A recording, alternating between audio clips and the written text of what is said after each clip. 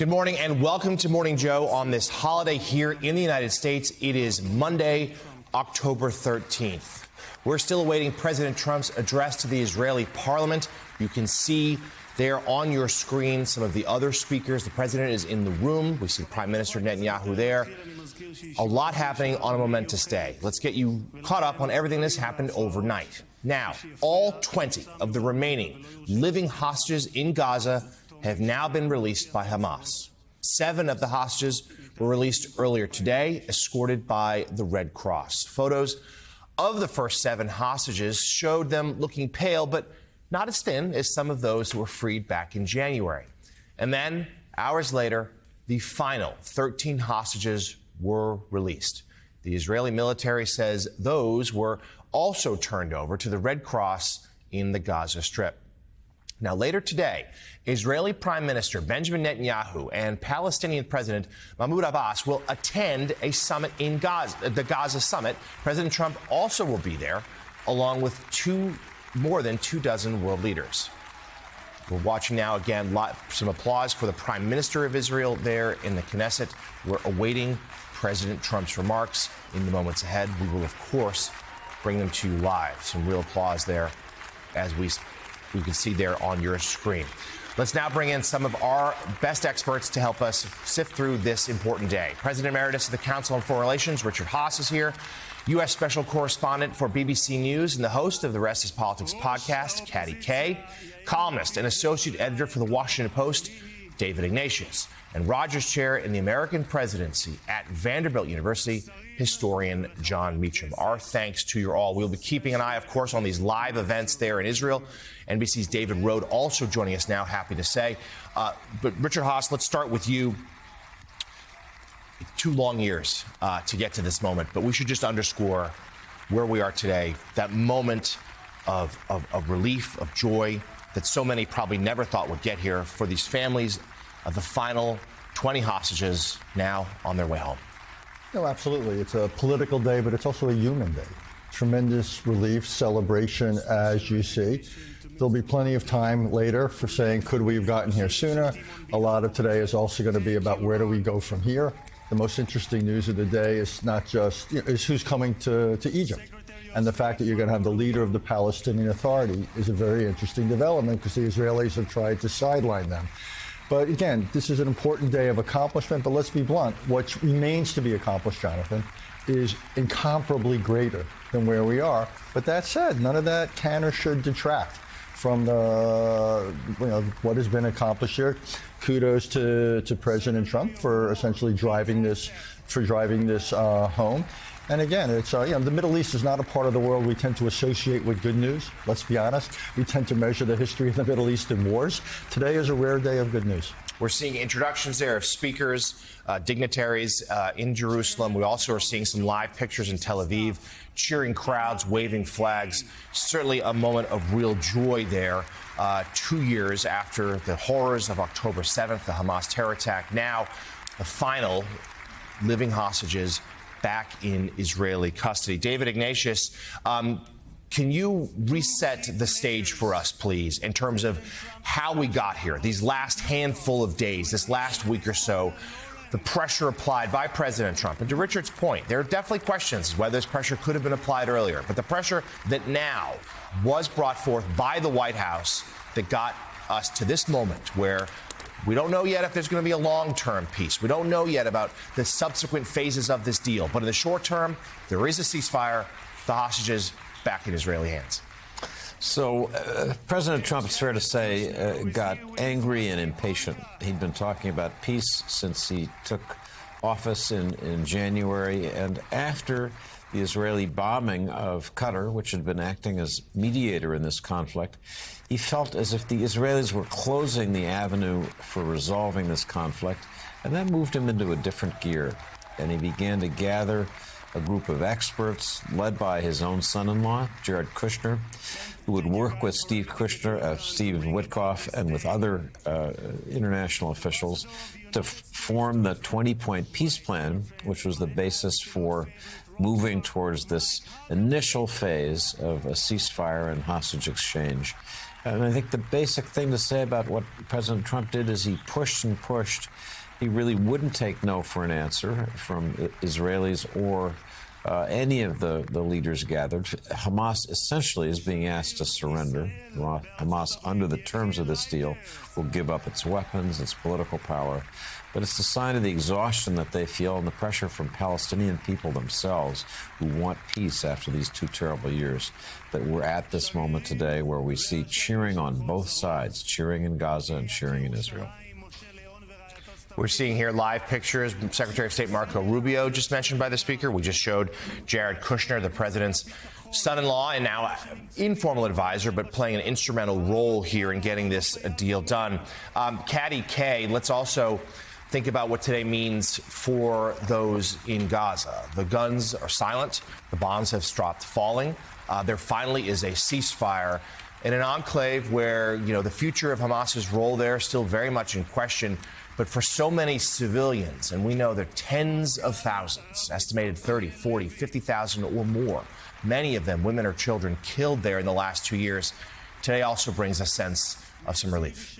Yeah, the latest estimates are about 67,000 Gazans have been killed during the past 2 years. And of course, as foreign journalists, we haven't really been into the Strip very much. There have been the odd accompanied visits, but we don't understand totally the scale of what's been happening in Gaza. And maybe we will now get a chance to do that. There are some alarming reports. I was listening to Brett McGurk yesterday on television saying that he had been hearing reports of Hamas reasserting control already in some areas of Gaza, even executing Palestinians as a way of reasserting control in some parts of Gaza. And I think that is just a reminder of how complicated this second phase is going to be. Gosh, the first phase, as all of Joe Biden's team know, was incredibly complicated getting the hostages out. There have been many attempts that have failed to get the hostages out. That has been a very delicate process. They're now home, but this second phase is going to be complicated because the role of Hamas as an organization in any form is obviously under dispute, and it's worrying when you hear they're already trying to reassert themselves in ways that are violent against the Palestinian population. But yes, hopefully this is a good day for Palestinians, and particularly those who have suffered in Gaza as well. Yeah, so many questions remain as to whether Hamas will indeed demilitarize, will they give up their weapons? There's a lot of skepticism about that. John Meacham, as we await President Trump, we expect his remarks in the next little bit here, and we'll obviously keep watching the proceedings there in Jerusalem. Just your thoughts. It is a historic day. We don't know if it will be the first chapter of a longer story of peace for the Middle East. The president's trying to frame it that way. We simply don't know. But even just for what today means, give us your thoughts, your perspective. It's a terrific day for the hostage families. It's a terrific day for President Trump, for our national interests. You're right, we don't know how the story ends, but stories are made up of chapters. As Richard Haass knows, he was very much in the arena now 35 years ago. At the end of the first Gulf War, when there was a great conference in Madrid as we tried to reset the peace process. 9 years later, President Clinton, in the last hours of his presidency, made a noble attempt at Camp David. We can go on and on about the various chapters, but we should make no mistake about this. This is a victory for President Trump and for those who wish that we can govern ourselves at home and around the world, not simply by brute force, but by ideas and civilized norms. President Trump just mentioned there he's receiving a thunderous round of applause in the Knesset in Jerusalem. He's soon to deliver remarks to the parliament. You can see him, the president, now acknowledging the well wishes he's received with Prime Minister Netanyahu. Many U.S. officials and dignitaries in the room. You can hear the chants now for Trump, which he is enjoying as we await his remarks in the moments ahead. David Rohde, obviously, This is a significant day for the president, but let's return to these hostages and their families. You have personal experience as to what it's like to be held captive. What do you think, as best you can imagine, what is it like for those who are now free and those waiting for them with open arms? Pure, unmitigated joy. Look, they face a tremendous, number of challenges, health-wise, physically, psychologically, but they have survived for 2 years. If you saw the pictures earlier, many who were released, they were very pale, which suggests they were held underground. Some of them weren't as malnourished as other captives who came out, but it's just an amazing day for these hostages and these families, and it's an amazing day for the 2,000 Palestinians that are going to be released and the many, many civilians that Katya was just talking about in terms of on the ground in Gaza. So it's extraordinary. It'll be amazing to see what happens in this speech also. Some of the excerpts that we've already received President Trump is going to say to Israelis, you have achieved everything you could have hoped militarily. Now is the time to try diplomacy. Richard knows more about how that might go.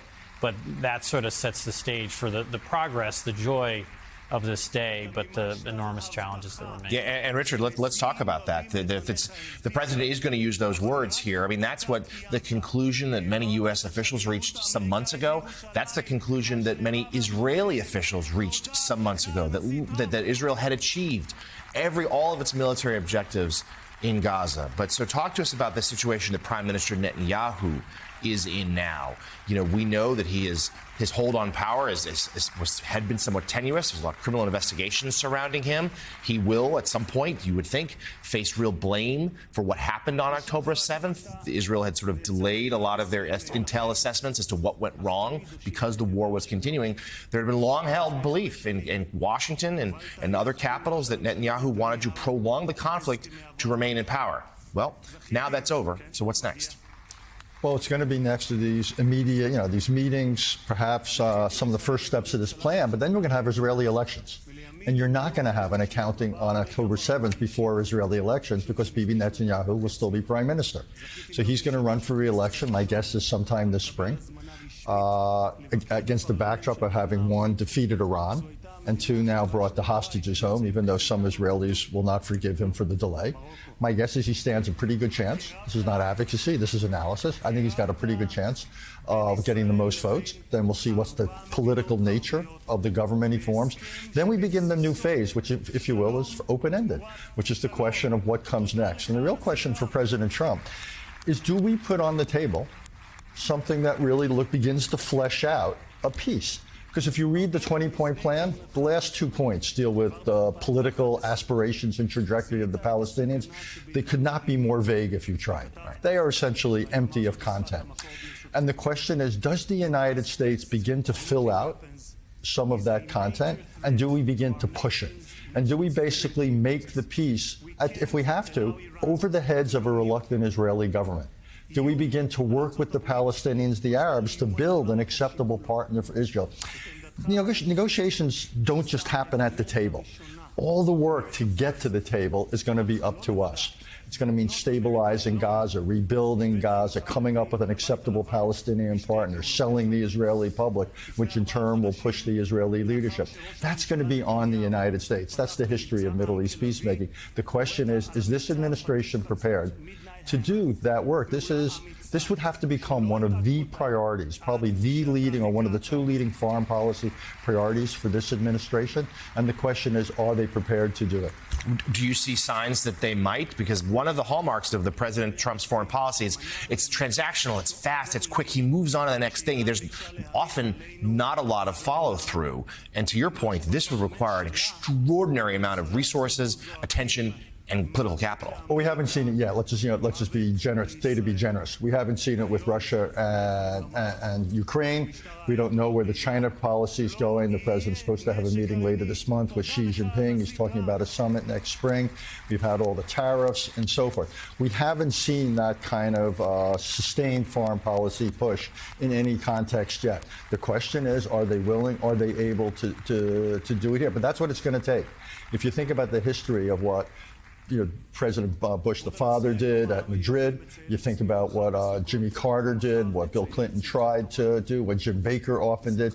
You are talking about trip after trip after trip, meeting after meeting, phone call after phone call. This, again, has to become a centerpiece of Donald Trump's presidency, of Marco Rubio's era, and so forth. And the question is, are they willing to make that commitment? Because it'll be brutally difficult. Given the history of this, Jonathan, you know you're going to have, shall we say, let's be generous again today, an imperfect Palestinian partner, a reluctant Israel. Are we willing and able to push things? Because it's not going to happen without us.